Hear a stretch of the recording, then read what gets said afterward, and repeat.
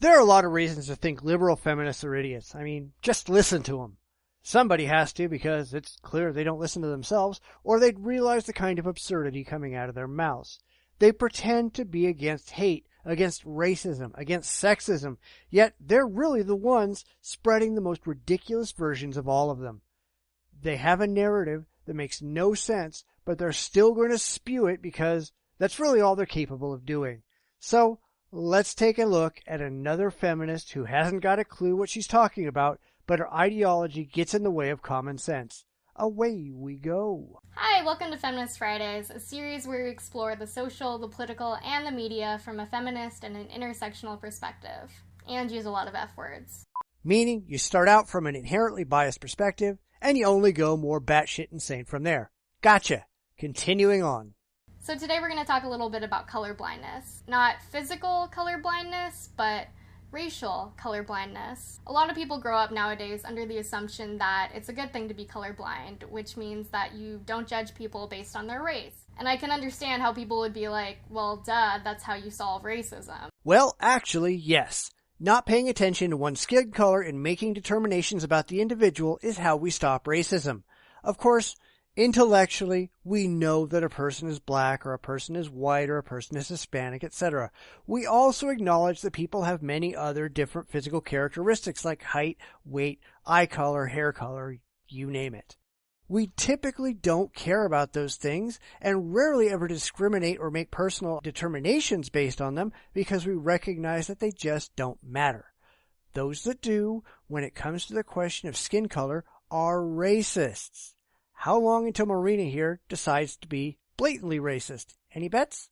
Besides, racial prejudice seemed to be the cause of past injustices against people of color, right? However, the problem with this idea is that it assumes that racial prejudice no longer exists, which I hate to be the bearer of bad news, but that's not the case. Nor is it ever likely to be the case. You will never wipe out bad ideas from humanity. The best you can do is control the public actions of the racists such that they are not able to harm the object of their racial hatred.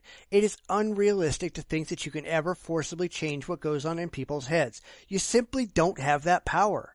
Therefore, the best that any society can do is control the damage and allow people the freedom of their own minds, no matter how bad we might think that it all actually is. As time goes on, that mind poison will eventually fade out, and we'll get closer and closer to the inward society that we've already legally created outwardly. There are still people out there who are seething regarding interracial marriage. There might still be people out there who are really angry about women's suffrage. Do they matter? Not a bit.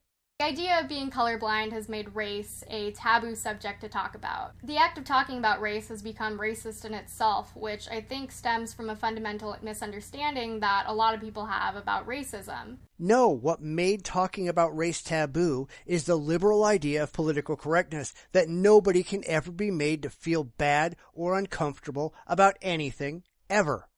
This is nonsense, and it's resulted in a society that's largely unable to handle anything even remotely negative or distressing. These are important subjects to address, and they need to be addressed head-on, but liberals and progressives are terrified of that. First off, it's okay to notice race. As much as people try to assert that they don't see color unless they're physically blind, then pretending not to see someone's race is pointless. For example, I'm a mixed-race Asian American. That is an undisputable fact about me. I don't have a problem with people noticing this about me because it's not a bad thing to be. Personally, I get a little skeeved out when people try and pretend that my racial identity doesn't exist at all. Yes, you are. But so what? Why should it make the slightest bit of difference to anyone that you're half Asian?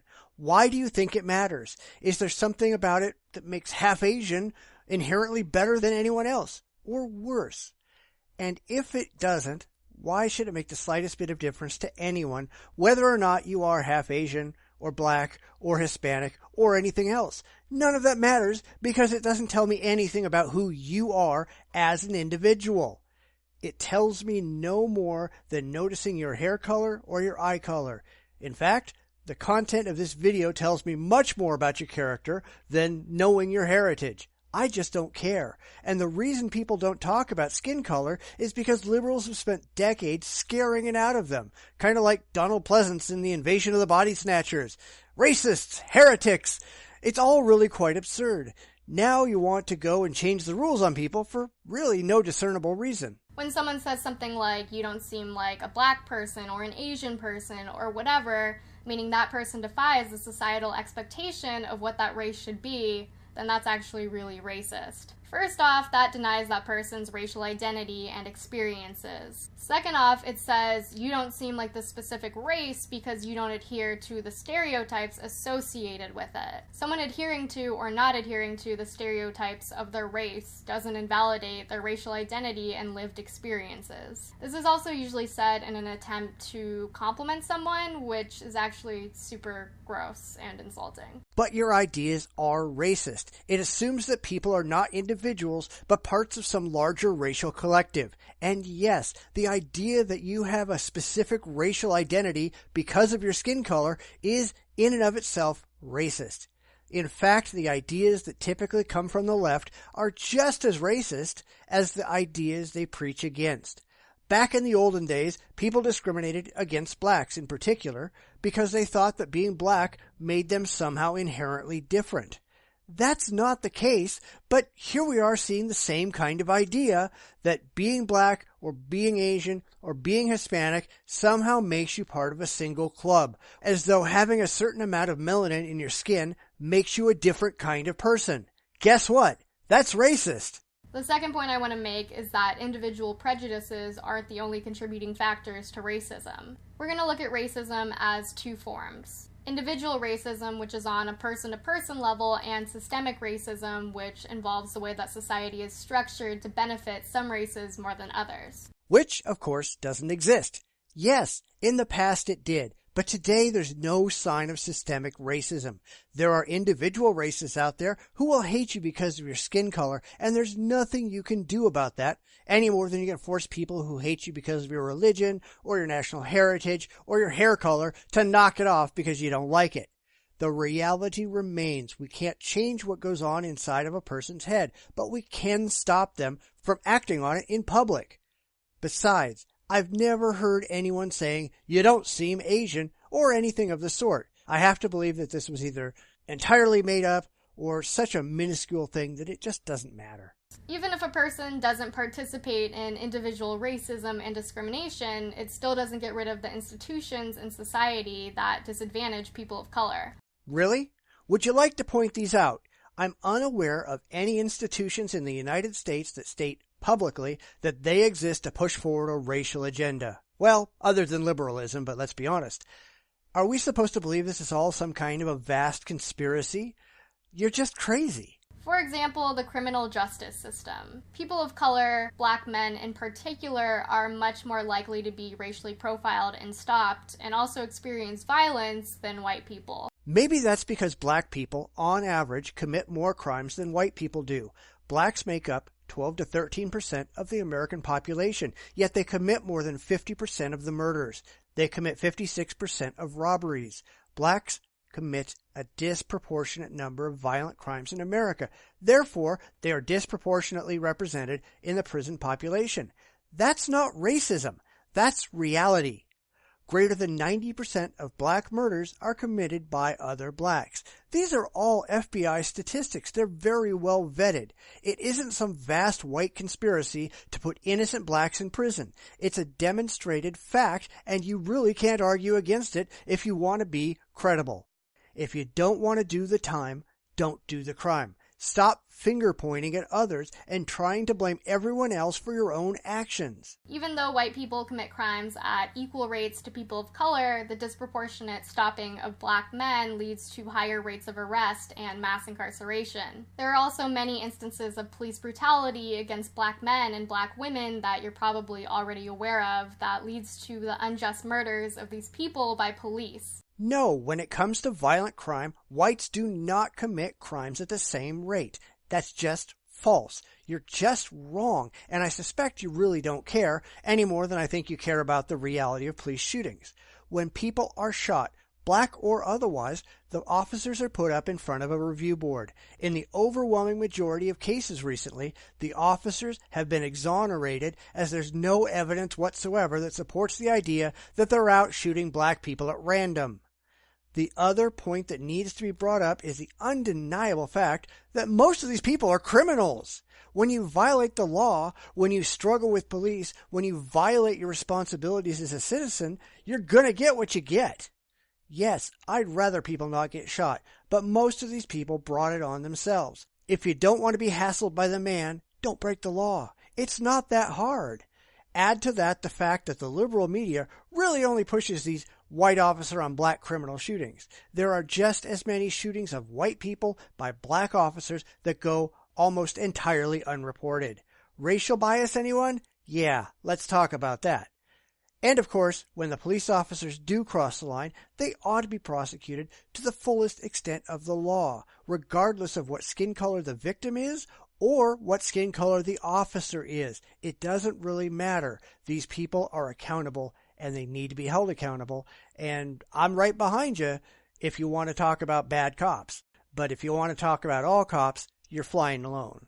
On the surface, you can look at each separate case of racial profiling as an act of individual racism. But these cases add up to form a criminal justice system that disproportionately disadvantage and harm people of color. Not so much. Profiling is a legitimate means of police work. It means that you look more closely at people who are more likely to have committed the crimes than you do at people who are less likely to commit the crimes. As I pointed out before, blacks are more likely to commit violent crimes than whites, and much, much more likely than, say, Asians, who only commit 1.2% of the murders.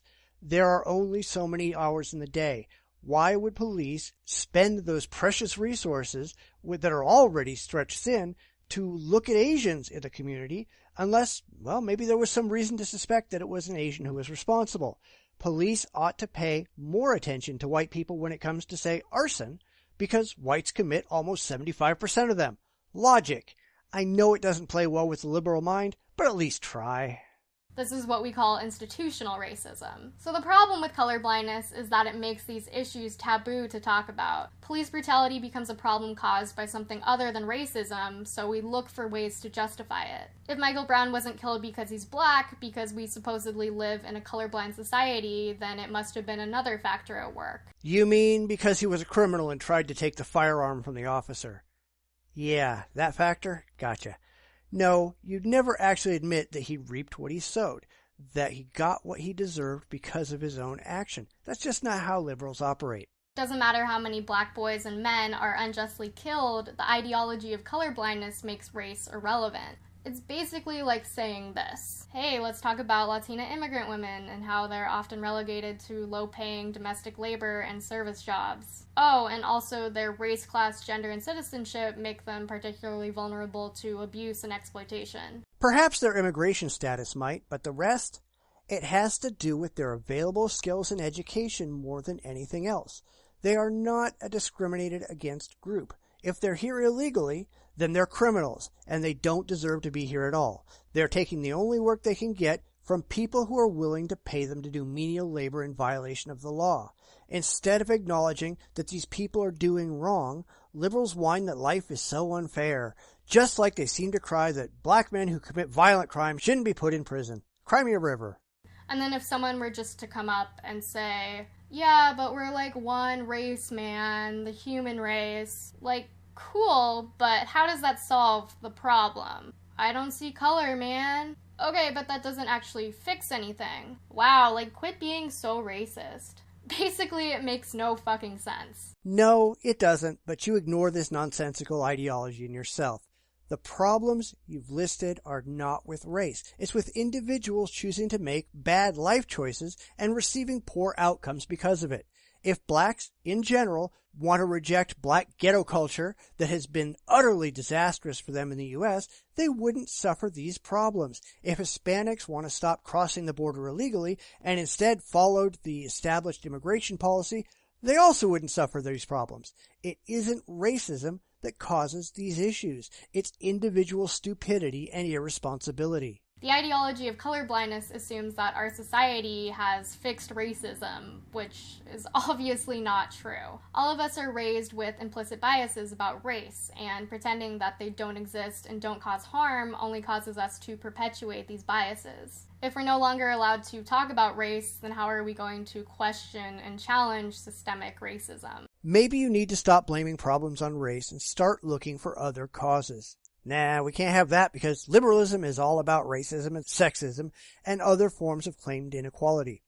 It's no wonder she can't see the forest through the trees. Liberals are among the most racist people out there because, to them, everything is some kind of ism, except their own pet positions who get away scot-free. If you want my opinion, and you must because you're watching my video, I think that race and sex and sexual orientation and all that ought to be completely irrelevant.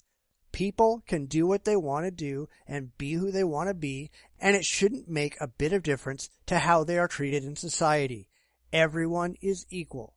It shouldn't matter what your skin color or your gender is. If you commit a crime, you go to jail and you get an equivalent sentence.